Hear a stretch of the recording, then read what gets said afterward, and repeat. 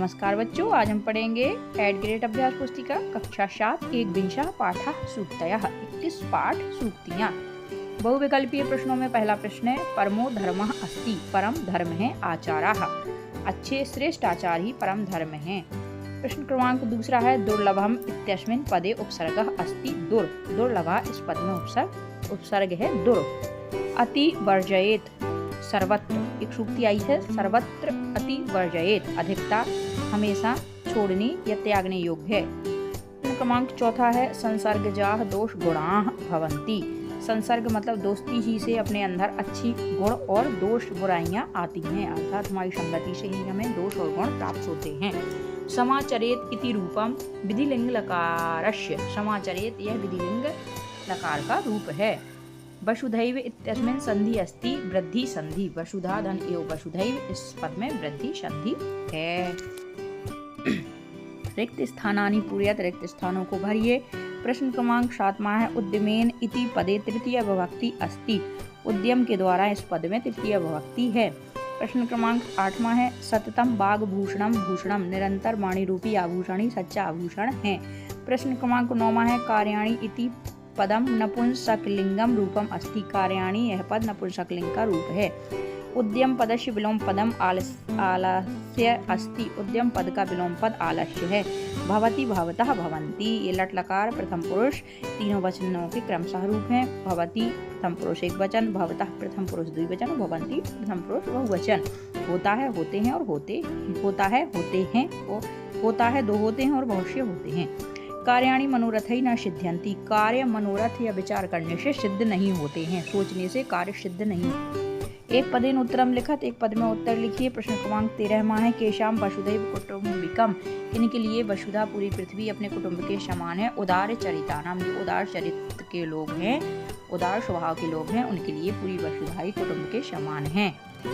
कह परमो धर्मः, परम धर्म क्या है, हमारा श्रेष्ठ या परम धर्म क्या है। उत्तर होगा आचारः, आचारः परमो धर्म। एक सूक्ति आई है आचारः परमो धर्म, आचार ही परम धर्म है। प्रश्न क्रमांक 15वां है अति कुत्र वर्जयेत, अति कहाँ पर वर्जयेत, तो सही उत्तर होगा सर्वत्र। ये सूक्ति का एक पद्य अंश है अति सर्वत्र वर्जयेत, तो इसमें सर्वत्र आएगा।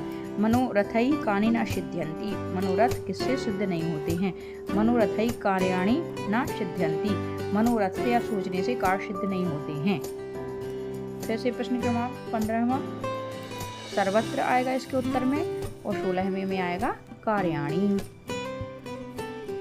एक वाक्येन उत्तरम लिखत, एक वाक्य में उत्तर लिखिए। विनाश काले कीदृशः बुद्धि भवति, विनाश काल में जब अपना बुरा होना होता है तो हमारी बुद्धि कैसी हो जाती है। विनाश काले विपरीत बुद्धि भवति, विनाश के टाइम में हमारी बुद्धि उल्टी हो जाती है।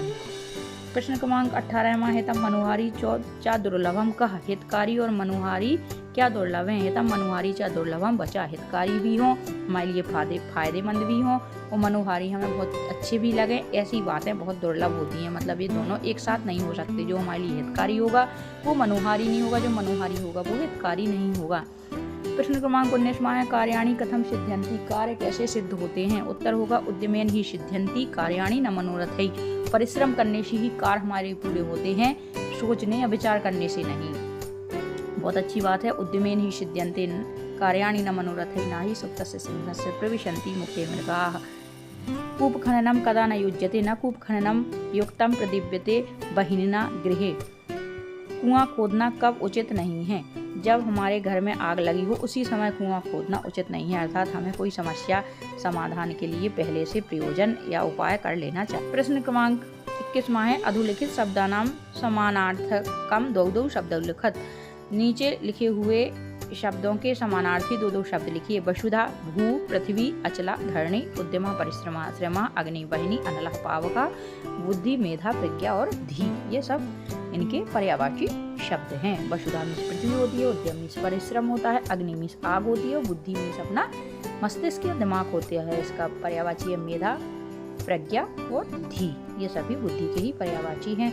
प्रश्न क्रमांक 22वां है अधोलिखितानाम धातु रूपाणाम निर्देशानुसारम वचनम परिवर्तयत, नीचे लिखे धातु रूपों में अपने वचनों को, आगे के वचनों को लिखना है। तो भवति भवतः भवन्ति इन्होंने दे दिया है। का नंबर में लिखेंगे हसति हसतः हसन्ति, सिद्ध्यति सिद्ध्यतः सिद्ध्यन्ति, गच्छति गच्छतः गच्छन्ति, पठति पठतः पठन्ति, क्रीडति क्रीडतः क्रीडन्ति। इसमें क्रमशः ये लट लकार एक वचन द्विवचन और बहुवचन के रूप हैं। ये सभी धातुएं क्रियाएं ये वर्तमान कालिक हैं। मतलब हंसता है सिद्ध होता है, जाता है पढ़ता है, खेलता है। द्विवचन में दो हंसते हैं दो सिद्ध होते हैं। द्विवचन है मतलब जाते हैं पढ़ते हैं और खेलते हैं। और बहुवचन में हंसते हैं सिद्ध होते हैं, जाते हैं पढ़ते हैं और खेलते हैं। प्रश्न क्रमांक 23 है वाग्भूषणम भवति इति विषय पंचवाक्यानि लिखत। वाणी का आभूषण होता है, ऐसे 5 वाक्य लिखिए। वाग्भूषणम अमूल्य आभूषणम अस्ति। वाग्भूषणम वाणी का आभूषण हमारा श्रेष्ठ आभूषण है, अमूल्य आभूषण है। वाग्भूषणेन जनाः सुशोभिताः भवन्ति। वाणी के आभूषण से व्यक्ति सुंदर लगते हैं। सर्वे भूषणानि समये क्षीयन्ते परंतु वाग् रूपी आभूषणम चिर निरंतरम अस्ति। सभी आभूषण भी समय के साथ नष्ट हो जाते हैं, किंतु हमारी वाणी का आभूषण एक ऐसा आभूषण है जो हमेशा बना रहता है। वाग् रूपी आभूषणस्य आभा हृदयग्राही अस्ति। वाणी रूपी आभूषण की आभा हृदयग्राही है। वाक् आभूषणम चोरम अपि न चोरयितुम शक्नोति। वाणी रूपी आभूषण को चोर भी नहीं चुरा सकता, और हमारे पैसे रुपया जेवरात सब चोर भी ले जा सकते हैं, लेकिन वाणी रूपी आभूषण हमारे शरीर में या हमारी क्षमता में स्थित